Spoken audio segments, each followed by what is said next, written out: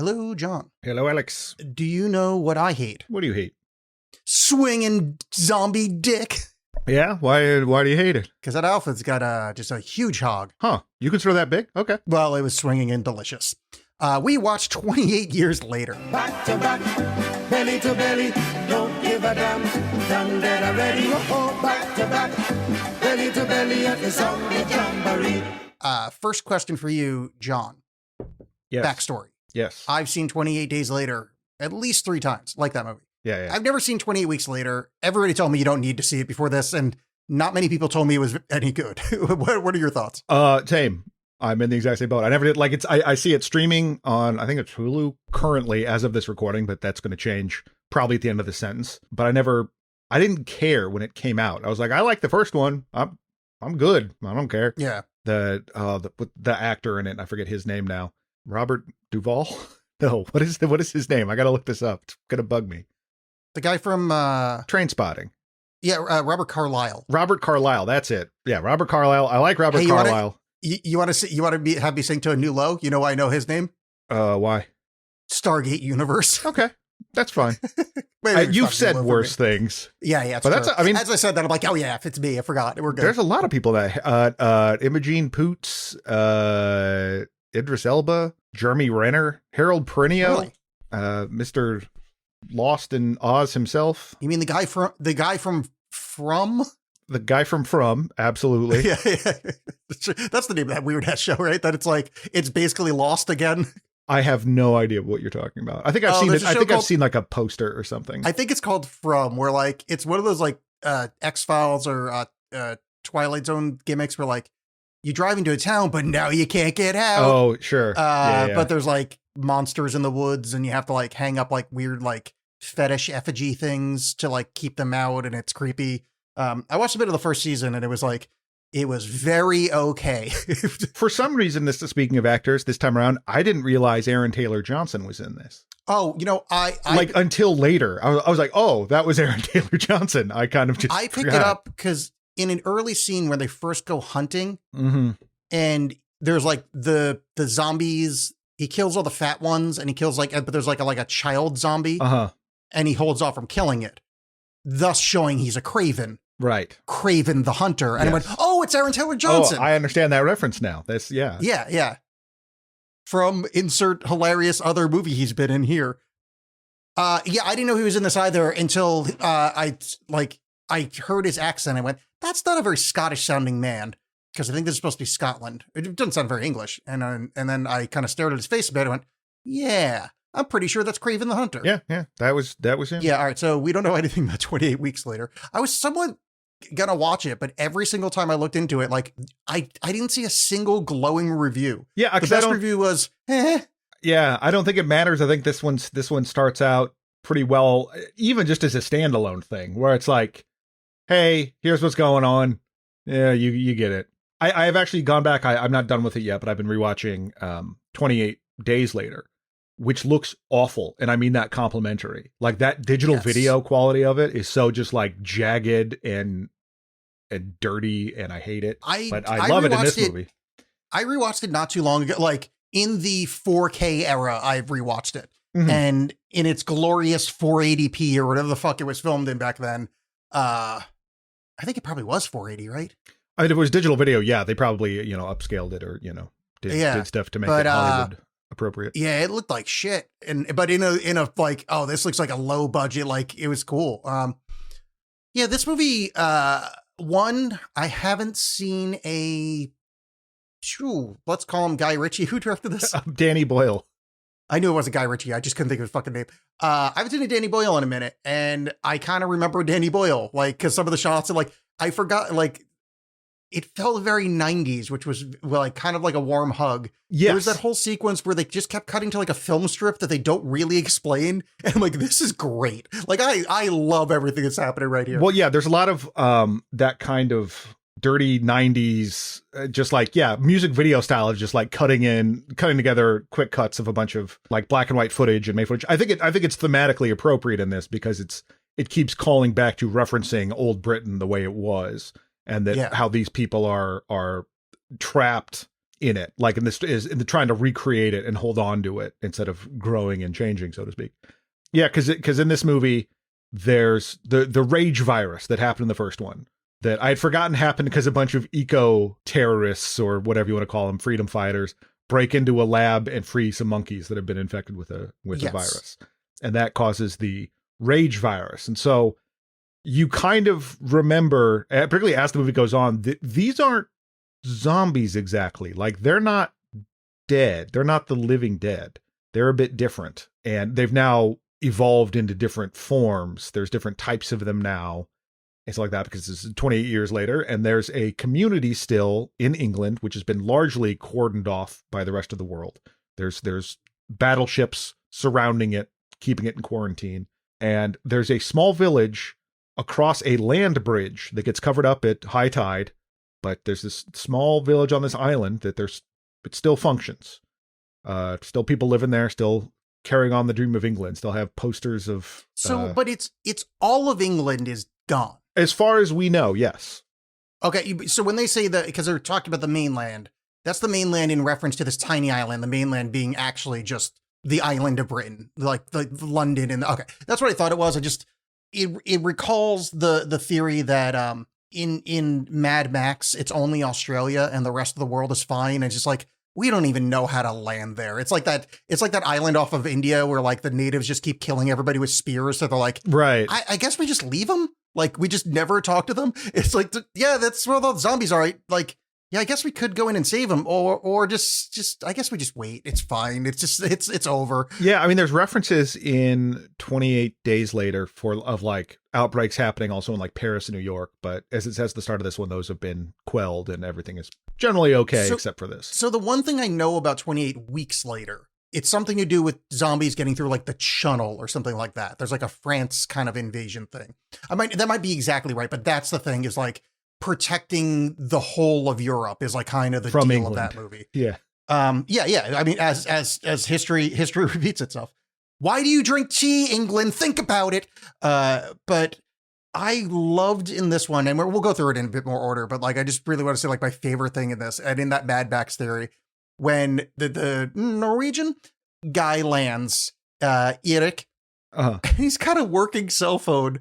He's referring to ordering shit online. Like the world's 100% recovered except for England. Like he literally Amazon's there. His wife has like lip filler. Like it's everything is normal. And these people are just scraping by in the middle of a rage virus island. Yeah, and it's interesting because when we first see them, that island is fairly idyllic. Like, yeah, they're still holding on, and everyone seems kind of happy, and it's nice.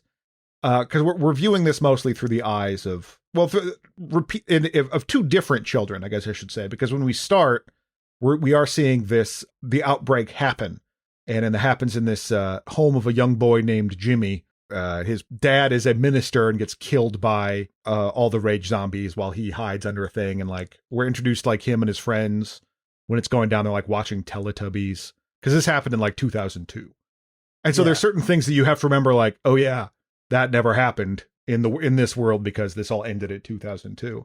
And we'll get into that towards the end. But the movie starts proper. And then when we're in this village, we're introduced to the other kid, Spike. And we mainly follow Spike through the movie on his sort of what do they call that? A romane clef, a Bildungsroman, a coming of age tale. Coming of age tale. I know those words. What I like about this opening thing, and it put a bit of fear into me because I forgot about Danny Boyle. The son goes, "Papa, why have you forsaken me?" Mm-hmm. Which that's the last words of Jesus on the cross. Yes, he goes, "Ela lama sabachthani, my father, why have you forsaken me?" And I'm like, oh, is this going to be some fucking?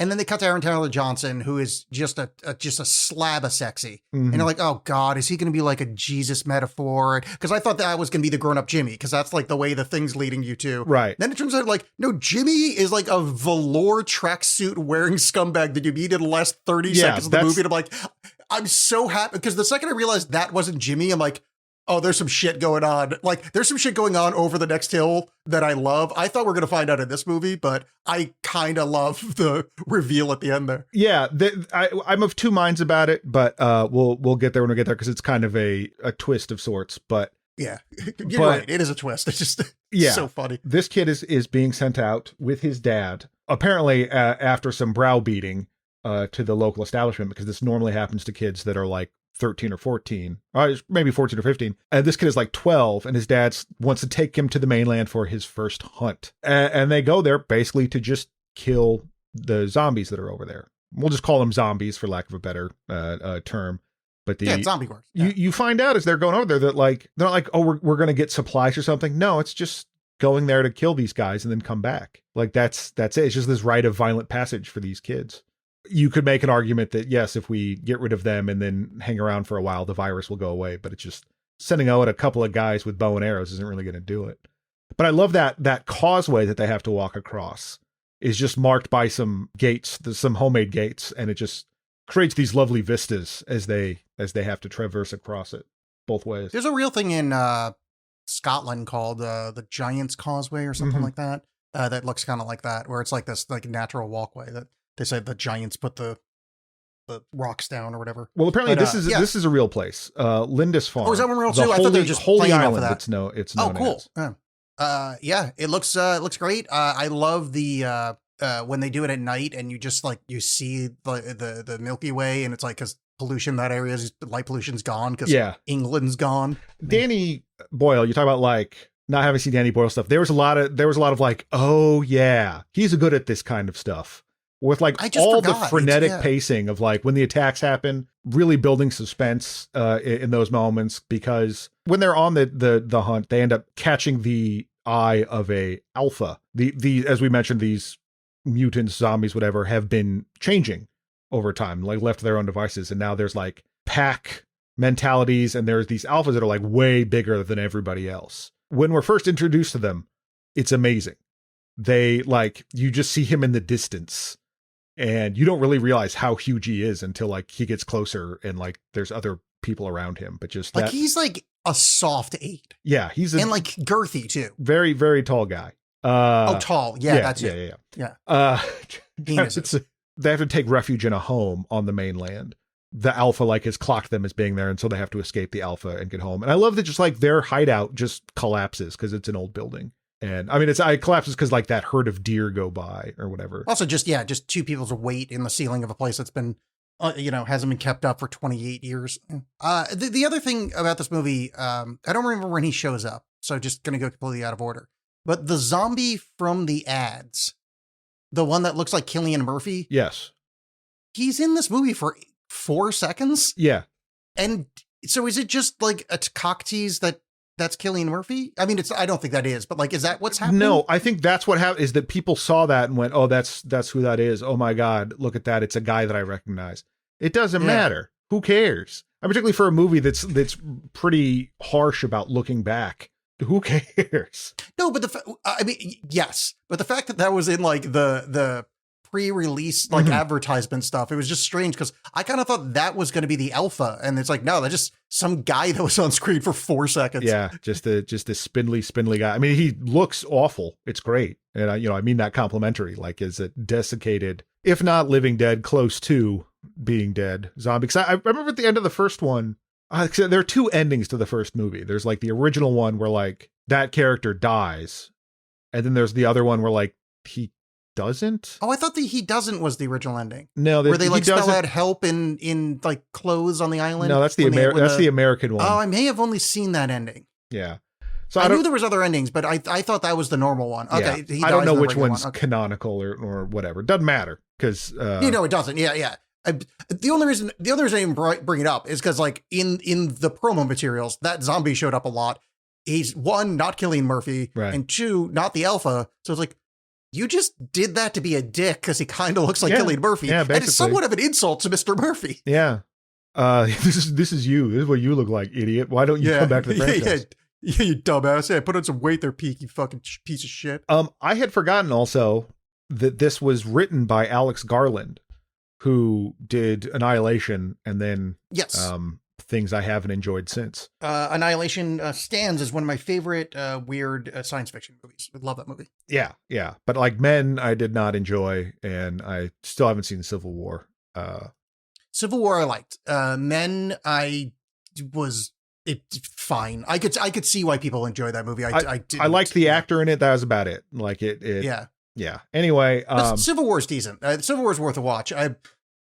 There's people that would like it a lot more than me. But I got some out of it. I liked it. when it comes down to it, Spike is able to make his first kill.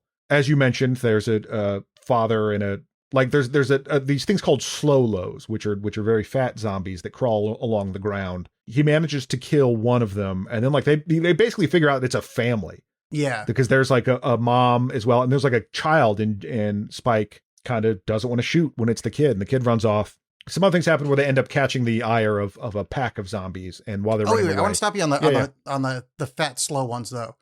There's a very Studio Ghibli vibe to them. Like they almost have that like forest spirit, like chubby, all white. Like there's a family in the woods. They're moving so slow, and like yeah, they're a threat, but are they a threat? Because you can just walk away. Which I think also just works as to like that escalation of threats.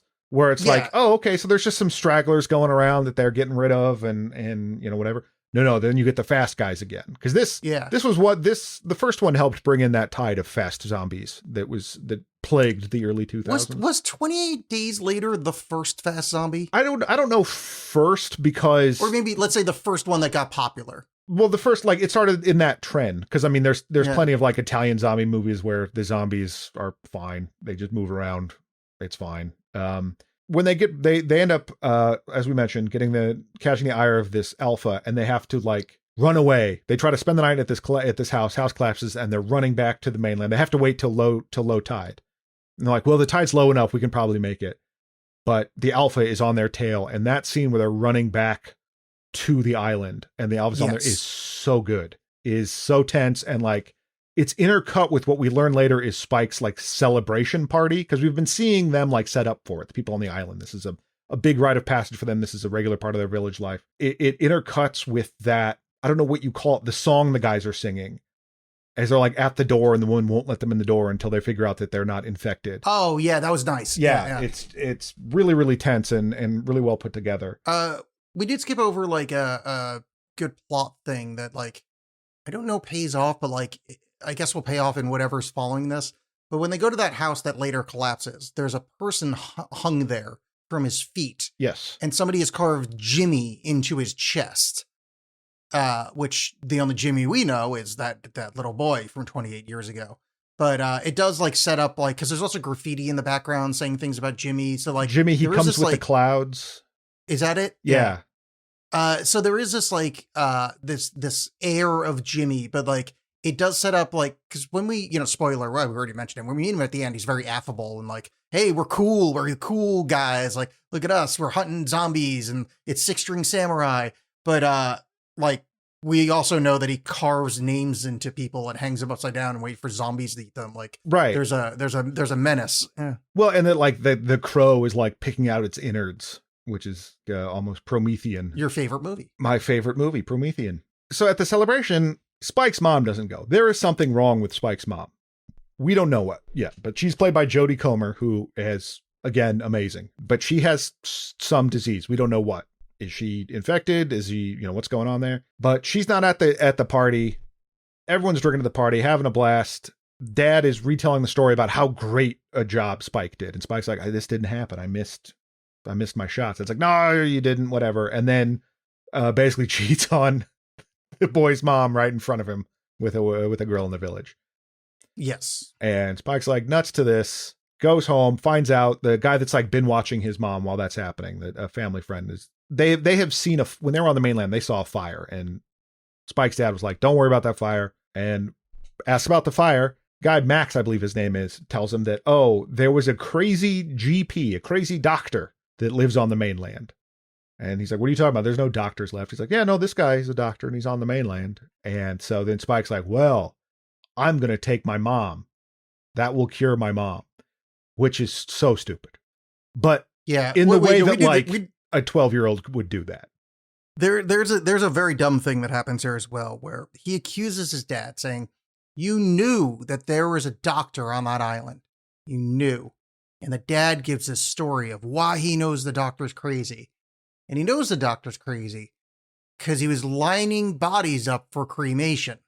Yep. I don't think I got, like, whatever he was seeing there, I wasn't. Like, yes, I'm pretty sure the man concerned with hygiene, although it would smell, he had a face mask on and was burning bodies. That's smart. Like, what are you supposed to do? No, just throw them to the left and wait for them to the right. Just shoot him and let him go. But like, it sets it up as this sort of almost Apocalypse Now quest to go find the Colonel Kurtz, in this case, Dr. Kurtz or whatever his name is. But yeah, it's trying to set him up as like this crazy person because they see him in the distance lining up these bodies to burn them. And when he sees them, he's just like, oh, hey, come here. And they're like, no, that's terrifying that you're just very casual about this. I don't know what they expected, but it wasn't that. I can't, it's so bad. I guess they're fucking uneducated. Well, no, wait, they were from the old world. They probably had education, but like, he's a doctor. Yeah, I think doctors are used to bodies. I would argue that the way that scene is put together, you get the sense of their unease. It seems something about it seems odd. Yeah, I get that, but we're in a world of fast zombies. A man with medical training that has a prophylactic mask on, burning bodies. Yeah. As far as weird shit we've seen today, this seems pretty fun. At least not enough that for the next 15 years, he's the boogeyman over the hill. I will say this, because there were a lot of bodies. You'd think you'd just be like, all right, well, let's start. Yeah, and then you've just got this England kind of constant pile going. Yeah, but why do you need them all sort of lined up? We find out why later. A man likes order, all right? Yeah, but then this sort of very Vaughn thing where it's like, just kill him and go. If it's like, no, I'm going to lay them out just so. It seems like serial killer kind of shit. No, what you missed is this is in 28 Weeks Later.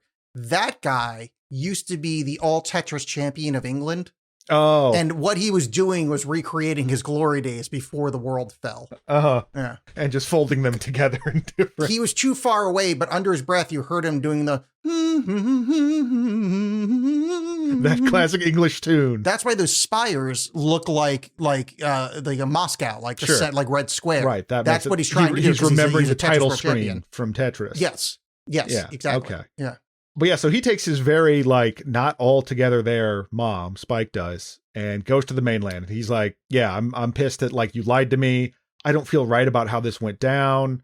You know, I care about my mom. I'm named after a character from Degrassi Junior High. Yeah, I'm becoming my own man. Like, I've been blooded. I'm gonna go do this.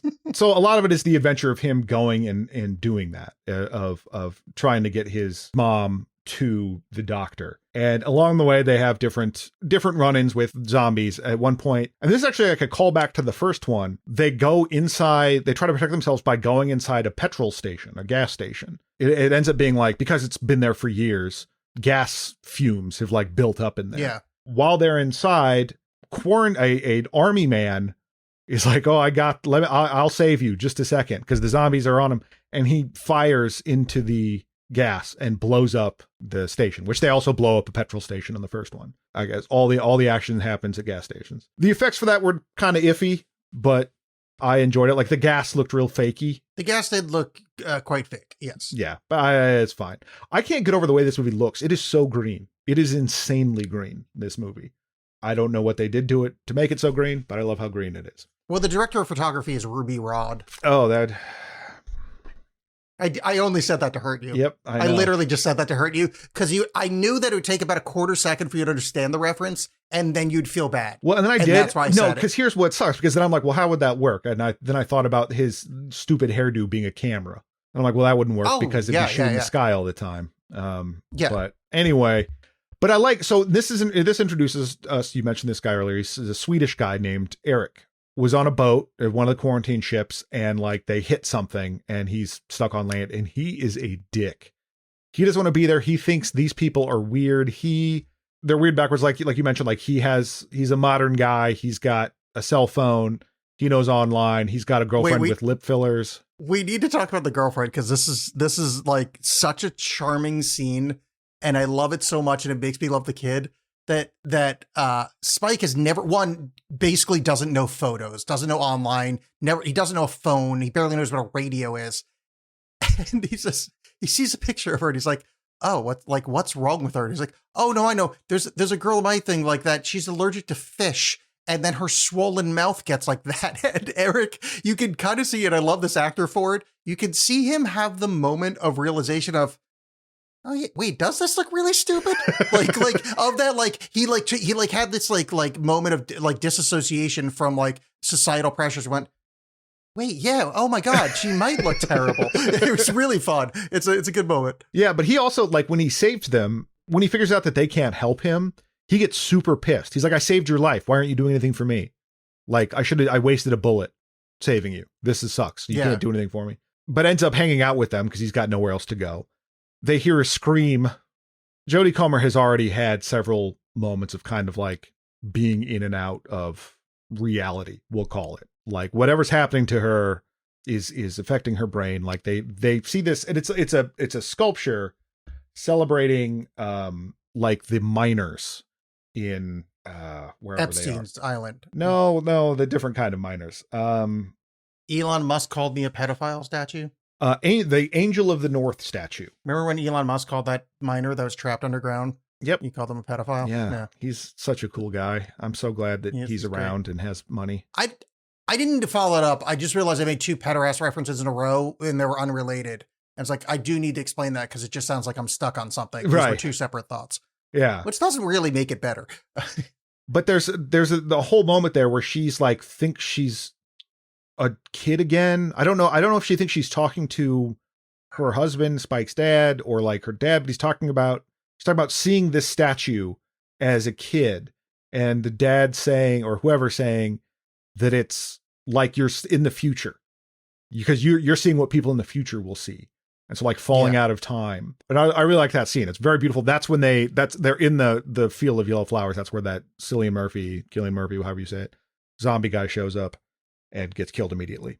After this Flight of Fancy where it's like, well, what are we doing with her? Because she's Looney Tunes. She hears a scream and goes running off, and it's a zombie giving birth in a bus. All right, so this is great. One, I think it's a train. Yes, sorry, you're right. It's a train. But not like, I'm not being pedantic here. I just love that we're in an area that at some point supported enough humans to need a train, to need mass transportation that are on tracks.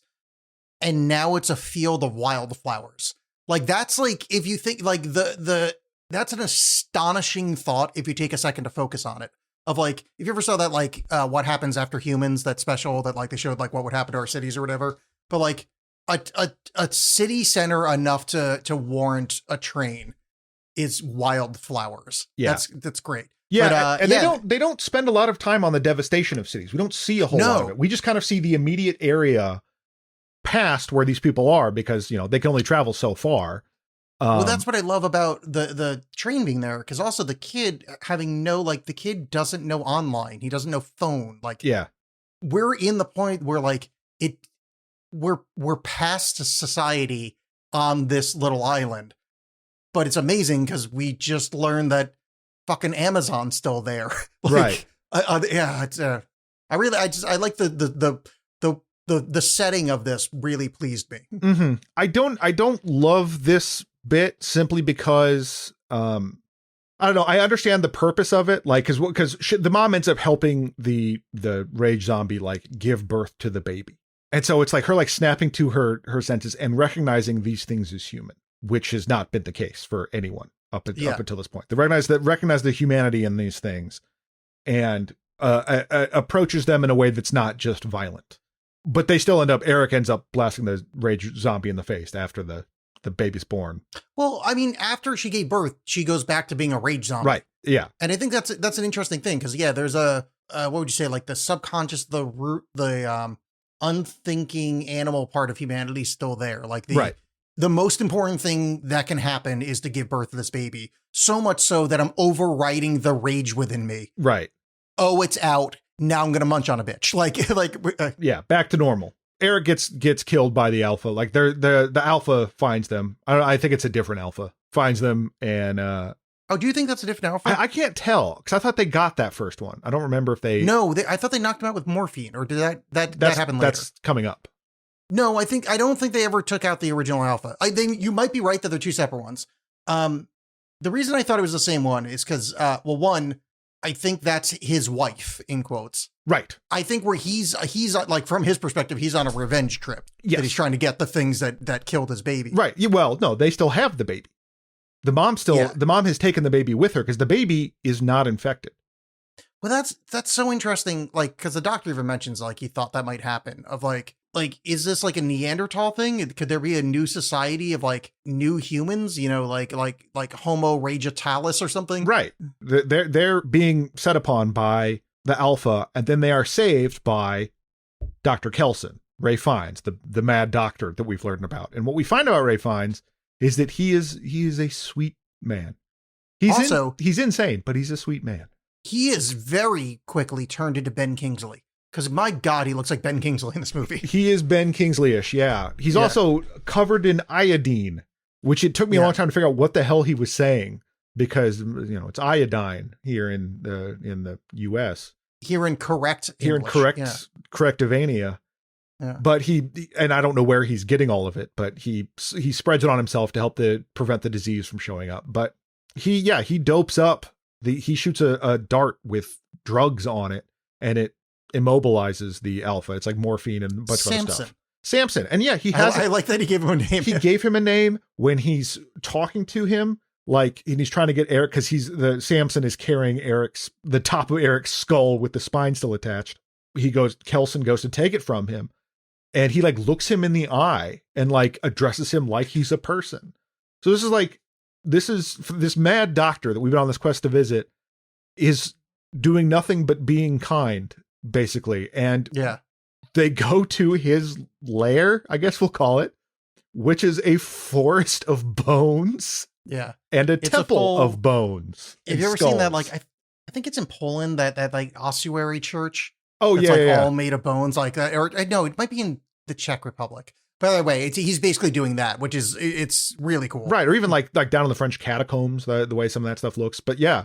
And he starts giving this whole speech about how he built this thing because all of these skulls had thoughts in them. All these eyes saw things. These were all human beings. He calls it a memento mori and talks about memento mori means that remember that we die. It's important to understand death, but also to understand that these were people. And so Spike, who's done nothing but live in this regressive, violent world of the village that's very xenophobic, you could argue, almost by necessity with the zombies, but also they're going out of their way to go kill the things. They're celebrating their killing of these things. This is the first time he's encountered someone that's what if we didn't do that? What if there's more to life than just violence? Yeah. And, looking out in a new way forward. I was reminded of, it's on this folk horror box that I have, and it's technically folk horror, but it's really more of a filmed stage play called Penda's Fen, which is about a young man who's I'm in the equivalent of the ROTC in England. I love rules. I love England. And then as the movie goes on, he's I don't know that I love any of this stuff, and I might be gay. And it's cool. It's a really good movie. And there's elements, there's kind of weird stuff going on, and kind of a reference to Penda is the I don't know if it was Gaelic, but the king that ruled in that area. Stuff happens there, but it's mainly about this kid. It's really good. But I kind of was thinking about that in this movie, just because it's about this kid who's this is the way we do it. This is the way to live. And it's well, what if there's another way? What if there's a way that doesn't involve murdering fat crawling people? Well, it's an interesting thought, just to talk about the world that we're living in here. We, over the course of the movie, it's discovered that the rage people can give birth. They can impregnate and give birth. If that's true, and the children, basically, if the children are born and they're human and immune, or do they just get bit immediately and become rage babies?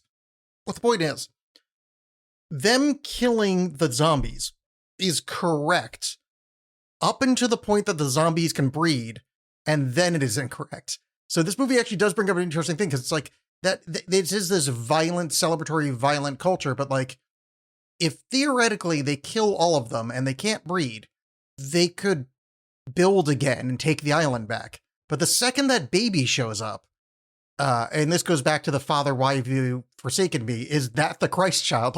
Is this a new thing? The second that baby shows up, it calls completely into question the entirety of the knowledge of we're fighting a zombie apocalypse?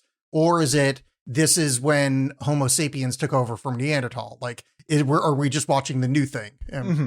Which the movie's not interested in dealing with that, but it is right there. No, but I think it is, and I think that's part of it, because I think it's more about just that looking at the formation of societies as being this kind of like xenophobic and violent things, and the history of Britain being violent and isolated. It also calls to mind a little bit, talking about it, the third Romero movie, Day of the Dead, where the doctor has Bub and he's trying to teach the zombie to like seeing if he can kind of rehabilitate the zombie. Kelson isn't necessarily interested in doing that. He's more just interested in like, no, we're all going to die and we're all still people. These are still human beings. They're fucked, but like they're still some version of us, and we can't just treat them as like cattle. And so they while they're there, they figure out that Kelson does some what he can with his medical knowledge, and figures out that basically Mom's got a whole bunch of cancer in the brain and other places. It's game over for her. Yeah. She's like, there's no remote amount of hope. It is stage 4, completely fucked, whatever. Yeah. It's like, and just like the way that he talks to Spike about death. Like the dad is not necessarily, I should say this, the Aaron Taylor Johnson's character, Jamie, the way is the dad, like, he's not like this mean, overbearing guy all the time. Like he's very when they're on that hunt, he's very supportive of his son. When his son like is scared or whatever, he's like, no, it's fine. You're doing great. Like this happens. He's not just like a caricature of a piece of shit. You know what I mean? Like, yeah, but still, like, it's part of his culture. When they get back, then you kind of realizes that some of this is, arguably an act, that his dad is this piece of shit. This is the first time that someone has kind of talked to him like an adult, really explaining things to him, like in a soft and nice way. Like, no, your mother's going to die and there's nothing we can do about it. And it sucks. And I'm sorry, but just Ralph Fiennes is so good in this role. Yeah. Like he is the heart of this movie, and it works really, really well. I don't know that it would work as well without him. No, he's really good. I just want to go back to circle back to Aaron Taylor Johnson as the dad. Yeah.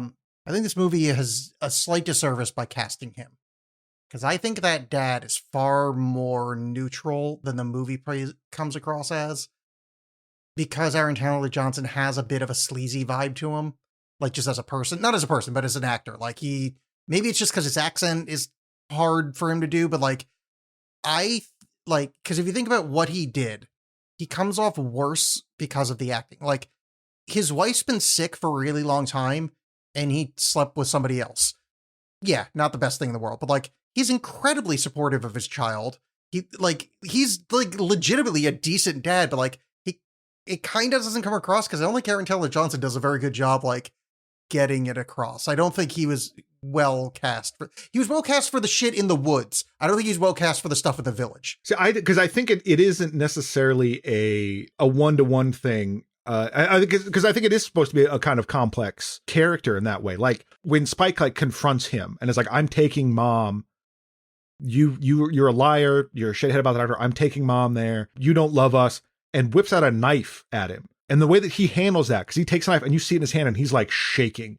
Like he wants to hit that kid so bad and doesn't. That part's fine. But when he screams, he screams bloody, and there's no emotion in the word bloody. Mm-hmm. And I think it's because he's trying to do the accent, and he slaps the kid. He doesn't, like, there's nothing there. Like, there's no rage. I don't know. I think his maybe I'm just not impressed with him as an actor sometimes. I'm overall pretty mixed on him as an actor, but I think it's just more like, I think the role is written better than the actor did it.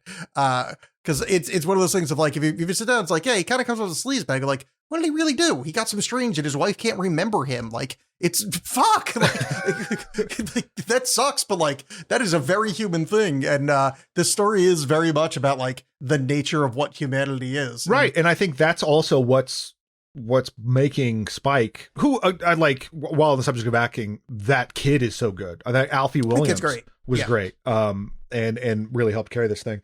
Basically the world he knew isn't the world he knew. Like as he's growing up, he's learning these truths and seeing these things that perhaps were hidden from him, or just that the coming to his own conclusions about the way that these people live. And is struggling with that. And so when he encounters Dr. Kelson, who's very sweet and explain the stuff to him, and like Kelson, like they drug Spike when he finds out about the mom. Cause like he's starting to freak out and the mom understands it. Like the mom, Ray finds, goes off in the distance. The mom like kind of nods her head like, yeah, you trank him. And they do. And then they take her away.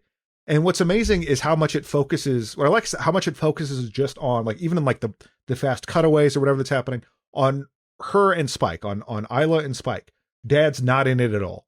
Just don't worry about Dad. Even though it was like the love of her life, whatever, doesn't matter. This is this moment. This is what we're focused on. Kelson comes back with her skull. Because what he does is he burns these bodies, burns the flesh off of them, and then takes their bones and, as we said, build the bone temple. Gives the skull to Spike and is like, give her the best spot. And he puts her on top of the spire, I guess, the central spire, facing the sun. Well, it's like, whole Memento Mori thing. Yeah. And just a beautiful scene and so well shot. I love the way this movie looks. I can't stress that enough. It's crazy how good it looks considering where it came from. That like we talked about it before, but like 28 Days Later looks like shit. Yeah, and there's a charm to it. Yeah, it's supposed to. Like it's supposed to be raw and crappy and jaggy. Well, I mean, it's supposed to, but also he did do his best to make it look good back then. Yeah, no, but I'm like, it's an aesthetic choice. Didn't age. I do think there's an aesthetic choice for that like rawness of it.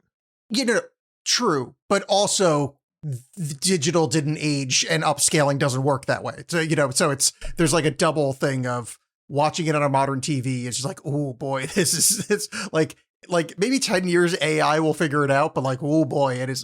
But no, this movie is absolutely gorgeous. And that scene where he puts his mom's skull to like watch the sun. It was really great. Samson has shown up to the sanctuary. Spike's able to fend him off, but they have to go like hide. And Samson almost gets the doctor, and the doctor's like, you should probably go. Like, this is, I can't take care of you. Like, you got to go do your own thing now. But I think it's on him. It's not like a completely selfish or selfless motivation there. It is just like, you need to get out of here. I can't protect you, and I kind of don't want to protect you. Go be your own man. There's this aspect of like, I've lived my life where like I've named the alpha in this neighborhood. Like, this is not a place for a child and a baby. Like, I built a life that is not suitable for you. I'm building a skull church. Get out of here. Go do it. Like, this is what I've chosen to do. I've chosen to build a monument for these people that have been lost. Go live your life. You have a life now. This is the life that I've chosen. You need to make yours. Choose life. Different movie. Different movie. The shittiest ossuary in 28 years later. Yeah. And then the zombie babies crawling on the roof. If you haven't seen Trainspotting, ignore the last 4 things I said. Yeah. He goes off and he makes it back home, takes the baby with him and makes it back home and basically just leaves the baby with a note that's like, yeah, I'm going to go. I don't know what's going on. I'm going to stay out here for a bit longer. Yeah. And figure shit out. I don't know what's going on, but don't come after me. I'll show up when I show up. The baby, by the way, she's not affected. She's fine. And I named her after Mom. You deal with her. And this is another one of the Aaron Taylor Johnson parts where he like, no, and he like runs after him, but like the water table's too high to chase after him or whatever. And I just don't buy his performance. Like he doesn't have the passion there. And whatever. I don't want to harp on it. I really enjoyed this movie. He was the only part that like just left me a little. It's not even a bad performance. It's just not. It could be better. Well, kind of for me at this point, I was like, yeah, I don't care about Dad anymore. Like I don't. I just don't care. Like I obviously they had to, from a plot point of view, it seems like they had to like have his character react, not just be like, oh well, shit happens. No, but react with like what I like to call good acting instead of what he did. It's kind of like where I'm coming from. Like instead of like not being a good actor, you could like be a good actor. And then yeah. So you get in-depth analysis. Yeah. No, I get it. Yeah. Like instead of doing like that thing, you do like a better thing.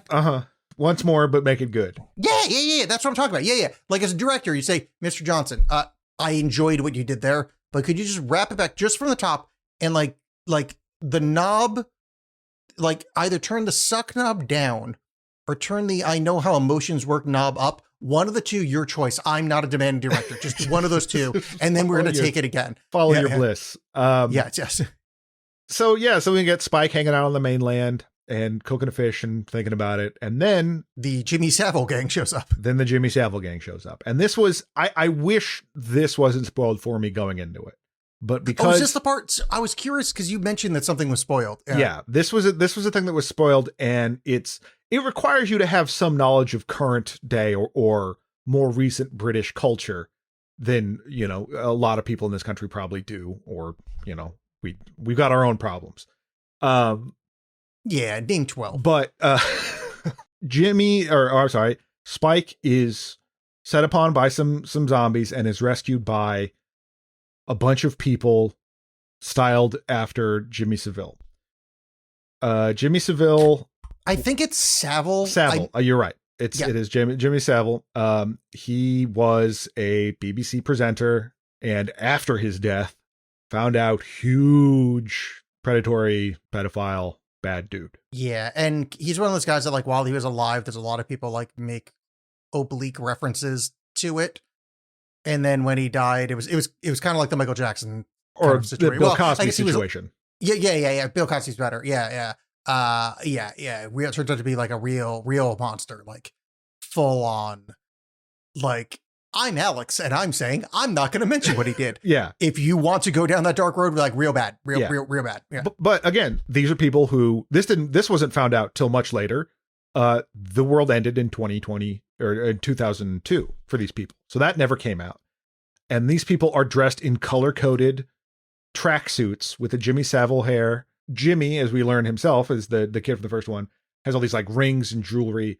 And they are basically in this frozen adolescence, I guess we'll call it. Like, they're like, no, this is what the world was. This is who we're going to style after is TV. They're these violent superstars, basically superstars of violence. And we haven't talked about that. I believe Danny Boyle called it the poor man's Matrix camera, where the weird little like camera shifts will happen when they shoot the arrows at people's heads. Yes. Yeah. And I think that works really well because those moments of violence happen. Like that's usually the humans attacking the infected. The infected attacks are usually a lot more sort of like quick cuttings like that. But that little trick happens there. And then when the Jimmy gang shows up at the end, that kind of stuff is happening again. It's a lot more like flashy and whatever. And then like they save them, and then Jimmy's like, "I'm Jimmy. Nice to meet you." And they shake hands. And the movie ends.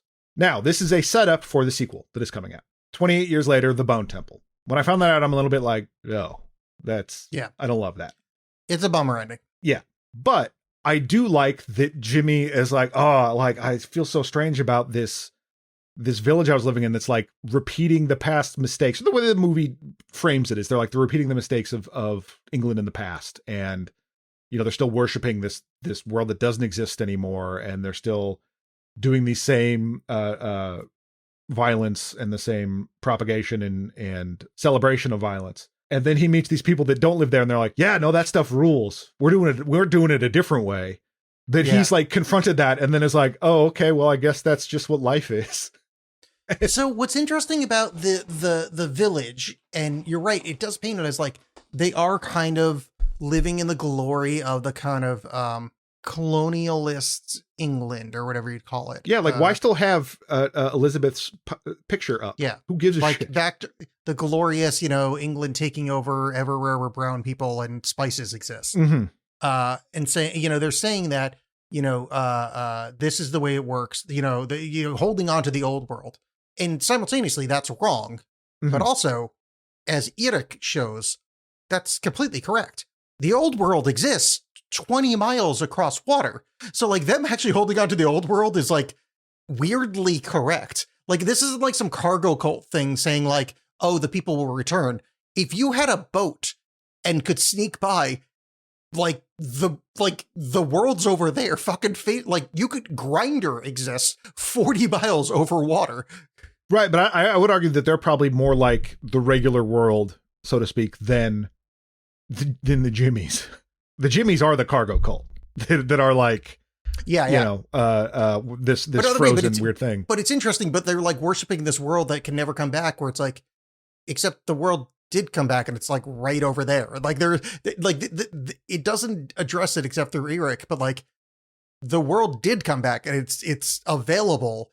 And I hope the whatever sequel is just like goes into this a little bit, like the horror of not just sending some boats out and just quarantine the boats for a few days. Like, grab some people and just make sure they don't have the rage virus and bring, like, these are humans. They've been there for 28 fucking years.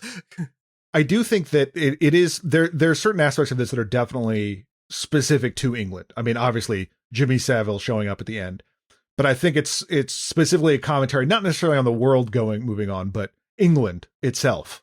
Like, yeah, you know, when we see the village, you see the St. George flag, and then when he's leaving the village, St. George flag is on fire, and it's like, yeah. Okay. And they nice didn't put subtle symbolism there. Yeah. They didn't put a single seasoning on any food. Not a single one. Everybody is white as fuck. Yeah. It seems like sex lasts for about 3 seconds. I don't know why doing it that's British style, as they say. Yeah, exactly. Yeah. No, but I like that. And there's a certain amount of that kind of heavy-handedness, and that, like, with the cutting back and forth to the old newsreels and stuff like that felt a little bit like on the nose, but worked somehow for me. Like, because it was this weird callback that, like, the style itself was this callback to this world that once was. And there's almost kind of comforting in that way, which is odd considering what it was showing. But I like that tension between those elements. But yeah, so he can't escape the celebration of violence and the glorification of violence and death.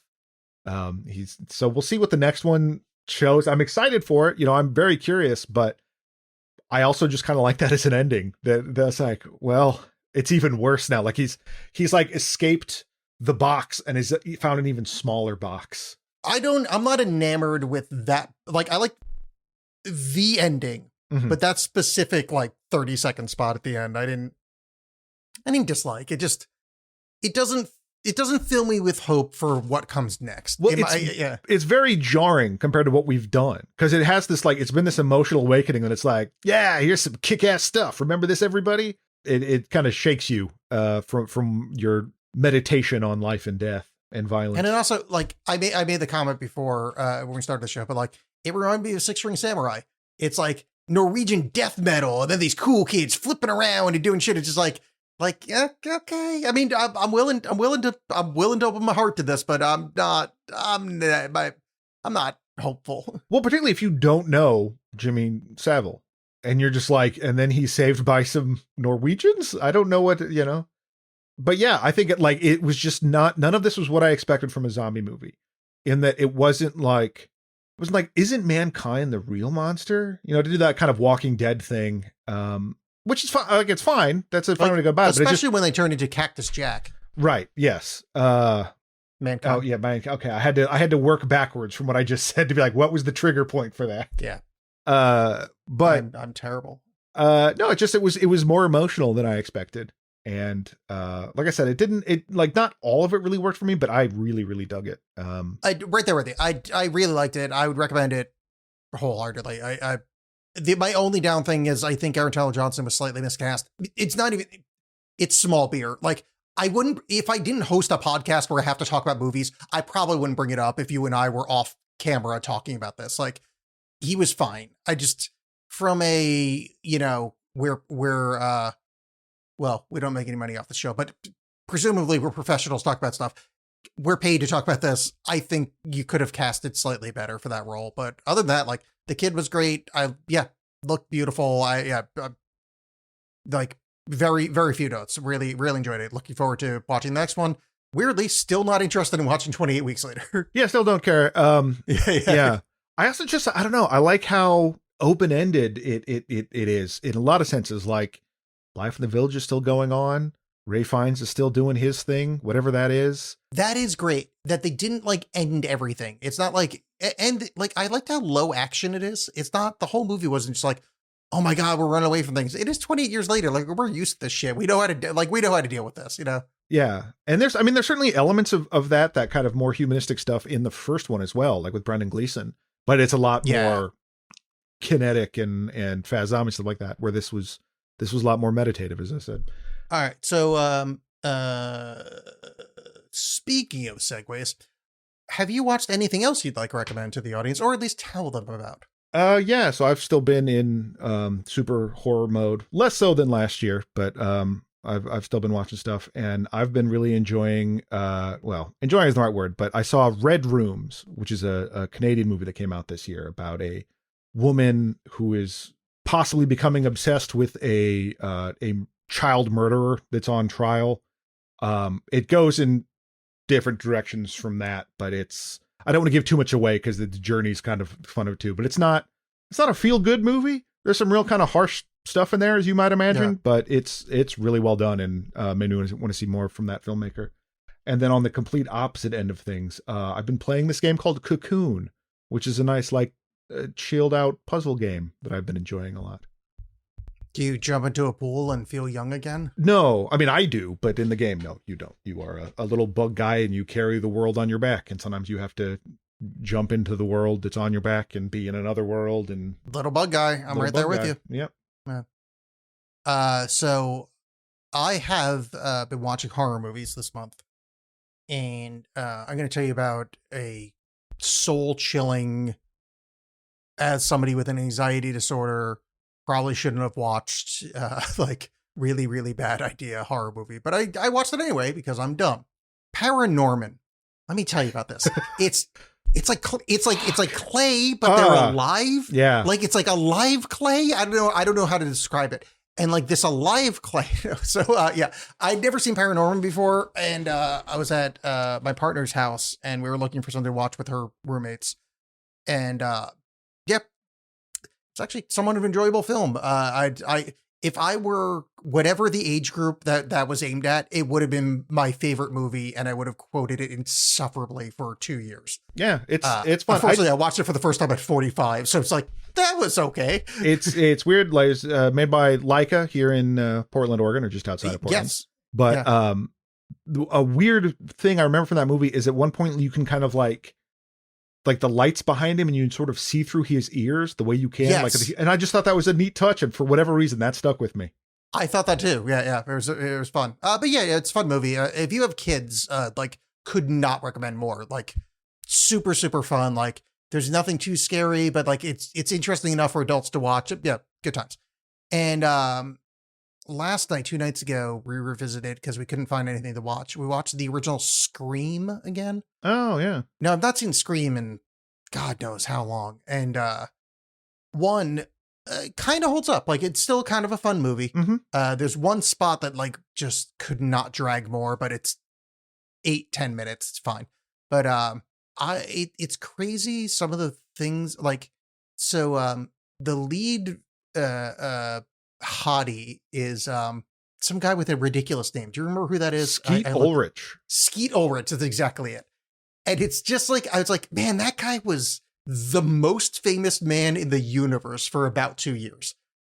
And then I can't think of the last time I saw him. We looked it up and it's like, yeah, he's been in stuff. Like, he's still a good actor. He's still around, but it's like, that guy was ultra famous for like 2 minutes. Yeah, he's in a movie called Chili Dogs with Leslie Nielsen, where he's a musher. Wow. It's him and Natasha Henstridge from Species is in it. That was a 2001 movie that he's in. Yeah, I think maybe look at 2000 whatever year Scream came out, because the year before and after that he's in 7 movies a year. Yeah, he was like the heir to the Johnny Depp throne for a bit. And then... Yeah.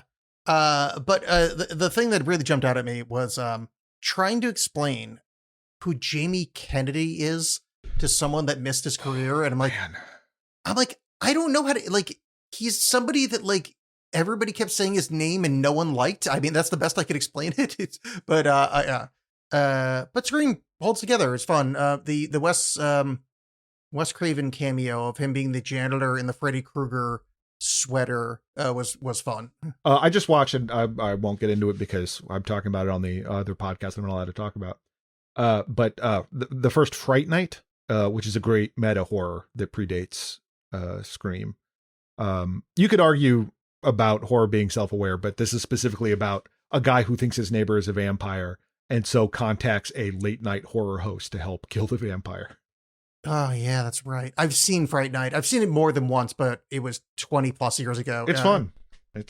I still enjoyed it, but I'm looking forward to the remake with Colin Farrell. I've heard it's actually pretty good, but we shall see. All right, so for the final little dip into the Halloween season, next episode, we're going to take a look at Joss Whedon's Cabin in the Woods, which people really enjoyed at the time. I was mixed on it. Certainly, I'm not the biggest Whedon fan, but there are parts of this that I liked, parts I didn't like. We'll see if that holds up, if my opinion of it has changed.